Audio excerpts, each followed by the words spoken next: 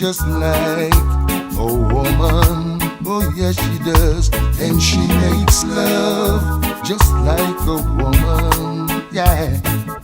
And she aches just like a woman, but she breaks just like a little girl. Yes. Queen Mary, she's my friend. Yes, I believe I'll go see her again. Nobody has to guess. Baby can't be blessed till she finally sees she's just like all the rest. With her fog, her amphetamine, and her pearls. Yeah, she tastes just like a woman. Yes, she does. And she makes love just like a woman. Yeah. She aches just like a woman, yeah. And she breaks just like a little girl.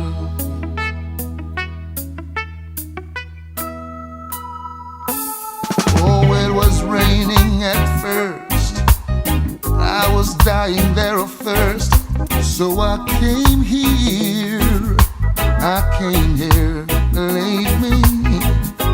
And your long time curse hurts. But what's worse is the pain in here.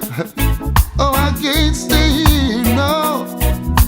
Now ain't that clear, no.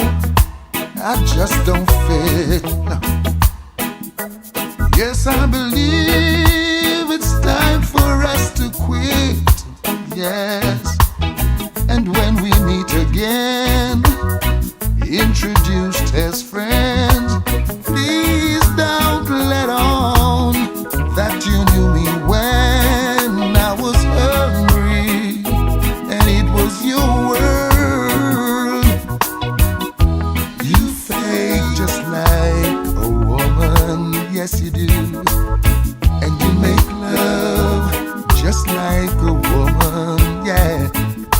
And you ache just like a woman, and you break just like a little girl.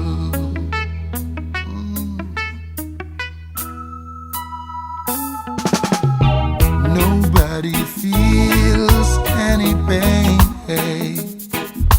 Tonight is the last time inside the rain. Everybody knows that baby's got new clothes. Lately I see ribbons and her bows have fallen from her curls. She takes just like a woman, yeah she does.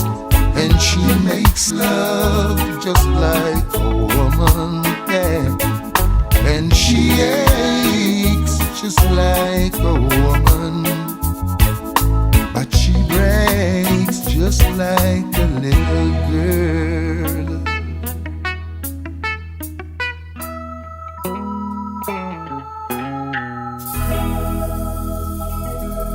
For real.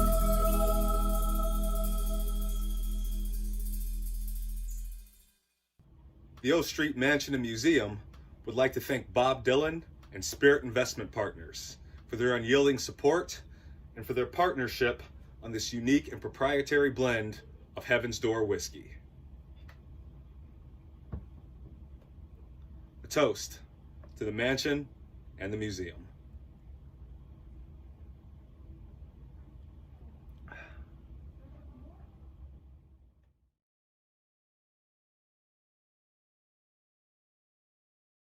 Welcome, everybody, to the O Museum's virtual Green Room sessions.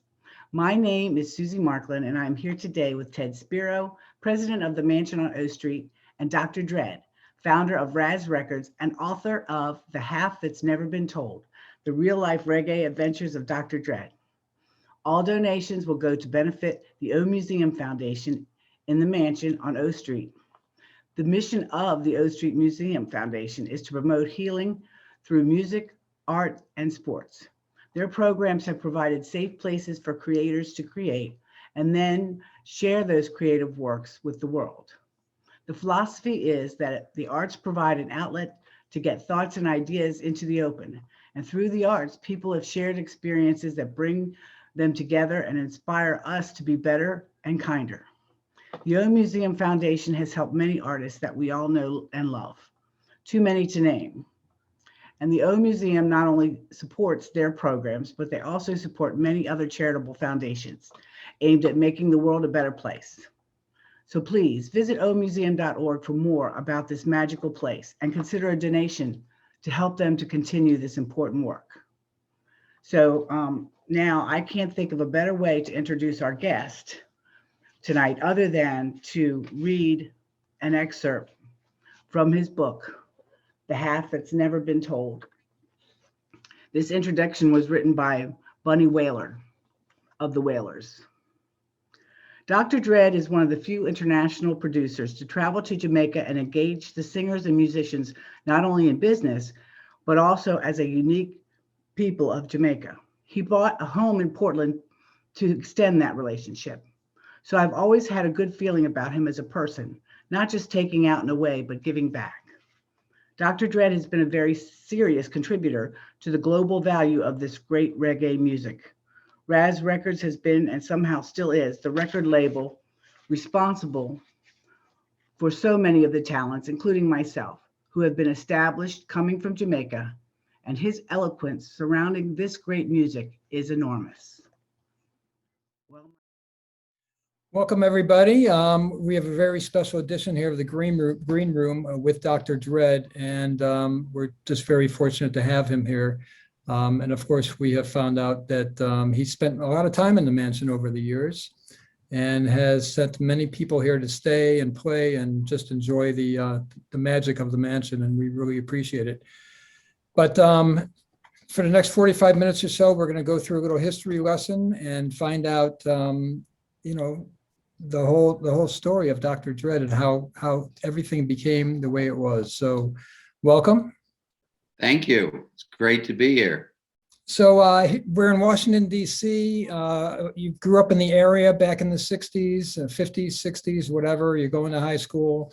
You know, you're growing up in the 60s and did all those 60s things like, you know, partaking in drugs and music and everything else and kind of wandering around, going upstate New York.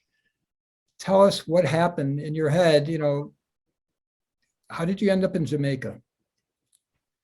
Well, it is true. I was born in 1954 at George Washington University Hospital, right here in DC, lived through the 60s, protested against the Vietnam War, graduated in 72 from high school in Bethesda Chevy Chase High School.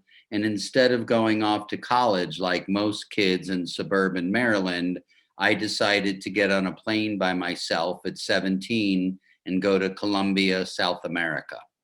So I was smoking lots of weed at the time and, you know, was kind of not too enamored with the whole situation in Washington and suburbia and wanted to just get out and experience the world.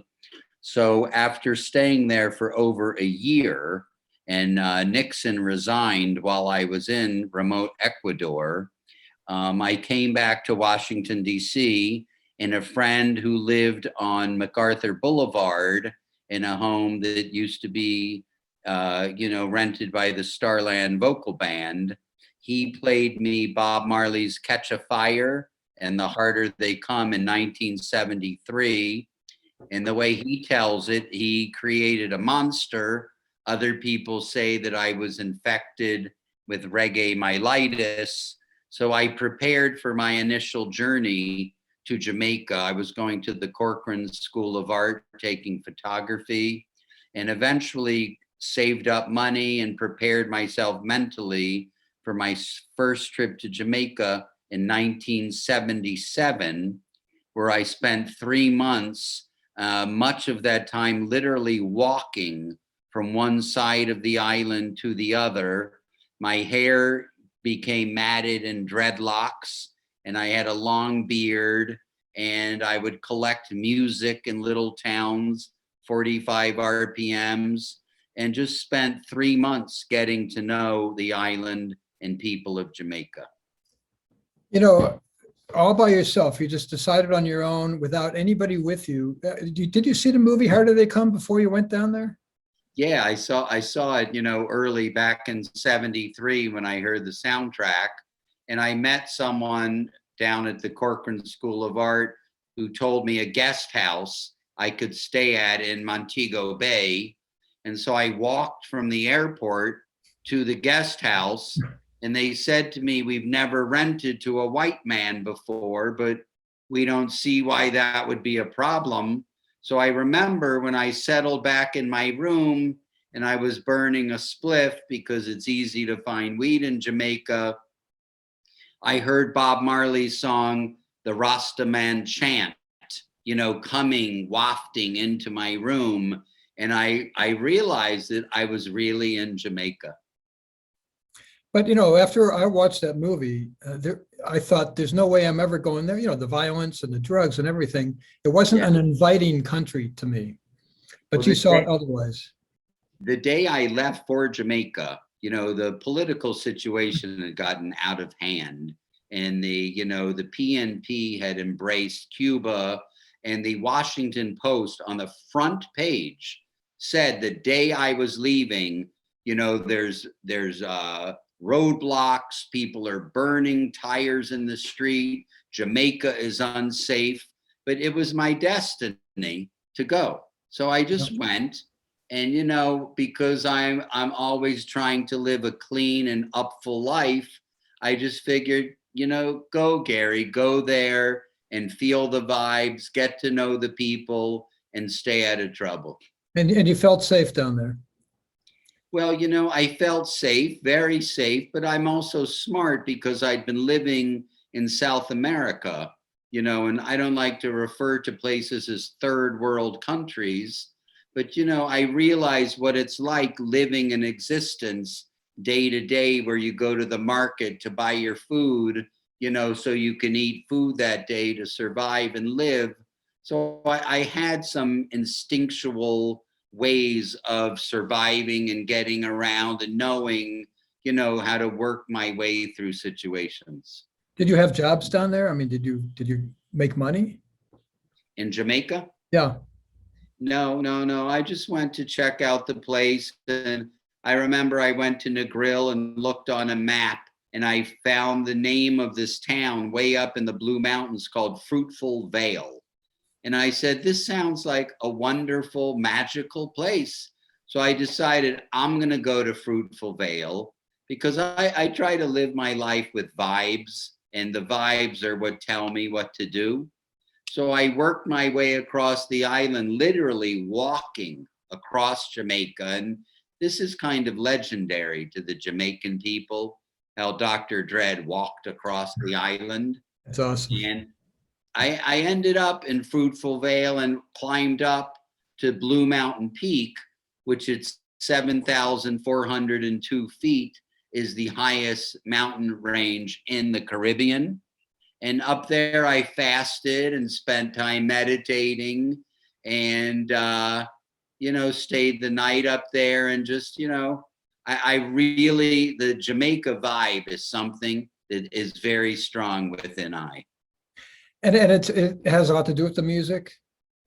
Yeah, well, when I heard Bob Marley, Catch a Fire in 1973 and heard his message and what he was singing about equality and justice and how we're all equal and we're the same.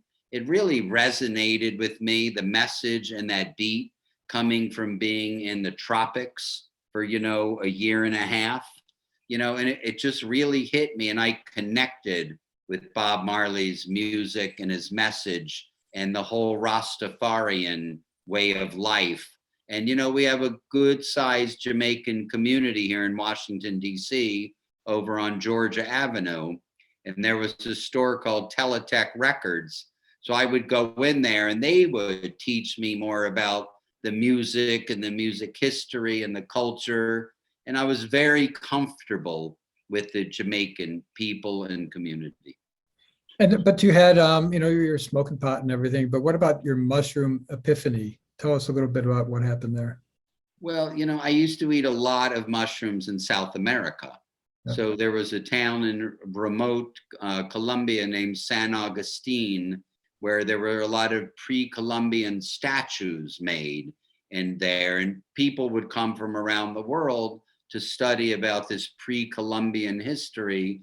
And it was also a place where a lot of hippies came and ate mushrooms.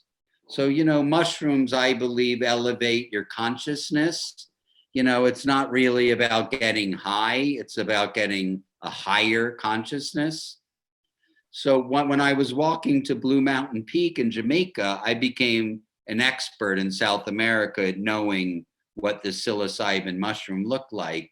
And as I was walking after having lunch and bathing in a stream, I looked over and there was a very large psilocybin mushroom that I decided, of course, that was put there for me and I was supposed to eat it. And as I walked higher and higher, I started getting higher. And I remember I got to a coffee farm very near the peak where people would stay before climbing that final, 2-3 hours to the peak. And a Rasta man through a wood stove made me a hot bath that I could relax in. And I was so high on mushrooms, smoking a spliff, and on the radio came on the music of Count Ozzy and the mystic revelation of Rastafari, because he passed away that day. And they were playing this amazing music, and I'm just laying in a tub, feeling so good. And, I'm just feeling blessed that, this is how I live my life. Wow. So then you decided to come back to DC. And how did you get involved with FHS? How did that all come about? Yeah, so I would go to these little towns in Jamaica and say, do you know anyone with any old records? Because I love reggae. And so I would buy these old 45 RPM singles, old ones. They would say, so-and-so used to have a record shop, but we think he might still have a bunch of records. So I'd buy them up. And I had this amazing collection. And one of my friends suggested to me that I do go on the radio and play music. So of course I called WHFS, which was the coolest station in town, alternative radio. And I met with the owner, Jake Einstein, at a restaurant called Duke Zebert's. Do you remember this place? Nope. So this was some fancy steakhouse. And here this scruffy kid shows up for lunch with all these, wheelers and dealers. And Jake said to me, all right, kid, you're on Sunday night. You start your show Sunday. And I was known as the doctor, for different reasons, and decided I would take the name Dr. Dread would be my radio name. And I called my show Night of the Living Dread. And I was on Sunday nights from about 10 to 1. And this was from the years 1979 to 1982. And that's really how I got into the music business by, starting out on radio. Sure. But, I can't imagine, back in the early 60s, the Beatles come on TV, it changes the world as we know it. I'm trying to see it through your eyes. You're in Jamaica, and there's another incredible volume of music that the world knows nothing about. And you're going from town to town collecting this music. I mean, you must have felt like you've got the riches in your hands. You can't wait to present it. So, what was your reaction when you came up here? I mean, did people flock to it? Did they get it? Well, when I first got to DC, my mom asked me if I had bubble gum in my hair because I had these dreadlocks. And I just decided I'm not feeling the vibe in DC. So I hitchhiked out to Austin, Texas to hang out with some people I met in Jamaica, spent a little time there, and then eventually came back and I lived on S Street by DuPont Circle in the basement apartment. And let's say there was revolution in the air, because back in those days, the DuPont Circle community, we were the counterculture. Yep. So it led me to HFS, and I never thought too much, Ted, about gosh, I've got all these great singles. It was more about I just love this music. Yeah, yeah. So let's talk a little bit about that music down in Jamaica. Chris Blackwell, of course, for decades had tried to bring that music to life through Island Records and did an incredible job. And you knew him. Yeah. Tell us a little bit about who he was, because there's conflicting, thoughts of whether he was a shaman or whatever. Well, Chris did a lot to, break reggae music out beyond Jamaica. And, Island Records was based in England. And, there was a very large Caribbean and Jamaican community there. So he started out early with Trojan Records, and he put out Millie Small, My Boy Lollipop. He was involved with Desmond Decker, the Israelites. These are big Jamaican songs that broke through into mainstream radio. And the biggest thing that Chris did is he signed Bob Marley. And he really made a commitment to make Bob Marley an international superstar. Now, there's a lot of things people don't like about Chris and the way he does business, but I give him great credit for what he did for Bob Marley and taking him worldwide. And, if you go to Africa and places, they don't listen to the Beatles. They love Bob Marley. His message is more universal than any artist ever. And for me, he's the greatest artist ever. I could argue Bob Dylan is the greatest songwriter ever, but as far as someone being able to reach more people worldwide, Bob Marley is the one, and Chris Blackwell is the one that made it happen. Sure. So just briefly tell us about the progression on how you got into the record business and how you started producing and all that. Yeah, so after spending these years on the radio, I would go up and down to Jamaica, and I said, okay, I'm spreading the reggae vibe around DC. How can I, get my net or take it wider? So I started importing records from England and Jamaica, New York, and I started a company called Ross Records, which stood for Real Authentic Sound, because, there was EMI and CBS, and I thought, all right, I need a 3-letter acronym. So I went with Ross, RAS Records, Real Authentic Sound. And eventually I was going to Jamaica quite a bit because I do love it there. And I wrote a few songs and met an artist in Kingston, Jamaica, and told him I used to play his music on the radio. And he said, no, nobody knows me. So I sang him a few of his songs, went, wow. And I said, I've written some songs. I think you'd be a good artist to sing them.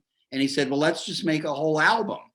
So, I booked out, the hardcore rootsiest studio in Kingston called Channel One, and lined up the Roots Radix band, the most hardcore sounding reggae band at the time. And we went in 1983, we recorded the first album for Ross Records, and I became a music producer and fell in love with working in recording studios. And basically that's what I did for the next 35 years, continued to produce and release records on the Ross Records label. And then of course you saw the end was coming because of streaming and so forth. But just talk a little bit about when Island Records had that distribution problem and you were the only one that had, I had all these records in the basement of my house in Chevy Chase. I had shelving units full of vinyl. There was no CDs, maybe cassettes were starting. And so Bob Marley passed away. It was 40 years ago in this month, May 11th. Yeah. And so Island Records, who had the Bob Marley catalog, they were changing distribution from Warner Brothers to Capitol. So because they were in the midst of this change, I was importing Bob Marley records from his Tough Gong company in Jamaica by the hundreds, if not the thousands. So Little Ross Records in my basement was the only company in America that had Bob Marley records. And the word got out, and all of a sudden record chains and stores, and I mean, all of a sudden our business went through the roof.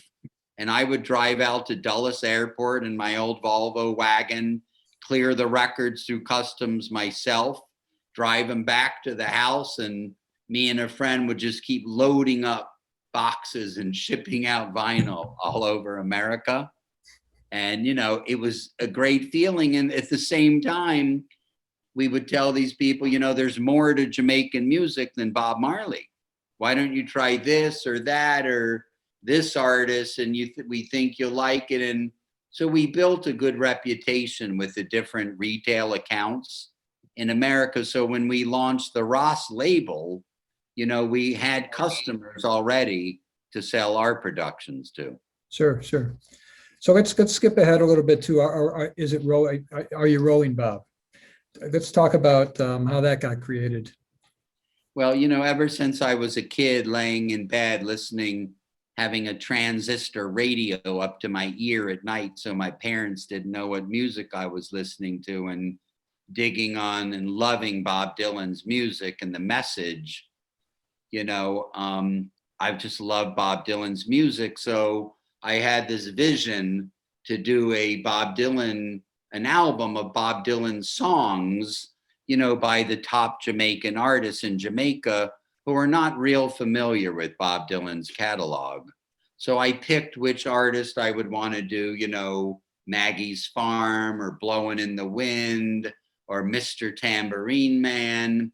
And I approached Bob's manager through a friend of mine who was friends with him and asked if Bob could do a Bob Marley song for the album, because I believe, you know, if you ask for something, maybe it can happen. And Bob tried recording, you know, Exodus and some Marley tracks and wasn't loving them. So I said to the manager, what if I did a remix of the song I and I from Infidels, which had Sly and Robbie from Jamaica. And I is a Rastafarian concept that, you know, you and I are really one. We're I and you in the higher universe, and what we're connected, that I. And I really think Bob got it when he did the song, and it had a reggae vibe to it with Sly and Robbie. So Miracle of Miracles, I was given permission to remix the song. I had gone to Africa with my family, and when I got home, sitting on my desk was a 24-track analog tape from Sony that had I and I on it. Went to Lion and Fox Studios here in Washington. That's where I did all my mixing with Jim Fox. And it's like 3 a.m, and there's Mick Taylor from the Stones, Mark Knopfler's on there. And I'm like looking at Jim going like, can you fucking believe this? Sitting here mixing a Bob Dylan song. And it was like a goosebumps moment, a highlight of my music career. And we were able to include this remix of I and I, as well as a dub, a really wild dub mix of I and I on this Is It Rolling Bob album, which, by the way, had Bob Dylan rolling a spliff on the front of the cover. So, you know, it was a takeoff from Nashville Skyline when the producer, Bob Johnson, starts the album by saying, "Is it rolling, Bob?" Right. So awesome. Can you hold up what your current? Oh yeah. So this is a new release of Bob Dylan coming out on Record Store Day, July 17th. So they're working on a box set for Bob, and it was suggested maybe I and I could be on it, or maybe I release it as a single. And I said, no, if I could remix Joker Man, and this is a song I love so much, also from Infidels. And again, if you don't ask for things in life, you might never get them. So I asked. The manager went to Sony. Sony said they liked the idea. They sent me the tracks. I got a studio down the road from me where I live in California now. And the version that I created, they were so blown away by the track and how it sounds that they actually put the name Dr. Dread on the front cover of this Bob Dylan record coming out. And it's just blowing my mind. Can we see that again? Okay. So if you look down on the bottom, it says the Reggae Remix EP by Dr. Dread. Unbelievable. Underneath Bob Dylan, Joker Man, and they put the I on the B side. So it's going to sell out in one day on Record Store Day. So if that's just by you buying it. Well, no, I'm hopefully getting a few copies, but if you really want a copy of it on vinyl, try to grab it that day. Ask your local record store to hold you one. That's really unbelievable. So here you are, you're not in the music business basically anymore, and this is still happening. Well, that's the fact of the matter is I'm very involved in the music business on the music publishing side. Yep. So I represent a number of songwriters out of Jamaica. I did sell my record label twice, and my publishing company I named Tafari Music because Ras Tafari is something that's very important to me and how I live and, the principles that I, live by. And I never sold my publishing company, and it represents some of the top artists ever in Jamaica. So I'm still involved with the music every day with artists from Jamaica. And I went there right before COVID, and I'm looking forward to going there again. And, I live a quiet life in a small town in the Napa Valley. I have an antique store, and I have a vinyl room of used vinyl in the store. So I stay connected to music, and I'm still very connected to Jamaica and Jamaican artists. And I just remixed a Bob Dylan song. How cool is that? Doesn't get any cooler than that. That's all I can say. Well, we're waiting for the full album release because I'm sure that's going to come sometime down the road. After this comes out, they'll see what they need to do.